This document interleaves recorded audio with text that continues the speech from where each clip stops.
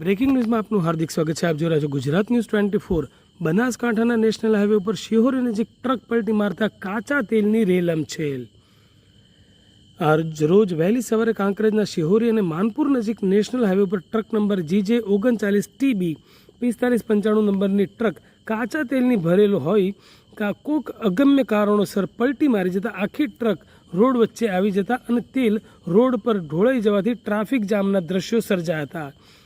Traffic jam થઈ જતાં police ઘટના સ્થળે દોડી આવી હતી અને રોડ સાઈડમાં સર્વિસ રોડ ઉપર ડાયવર્ઝન આપી વાહન વ્યવહાર ચાલુ કરાવેલ।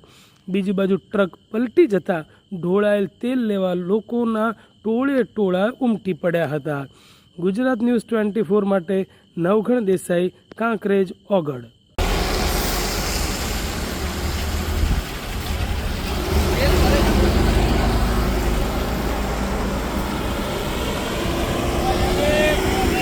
Bye.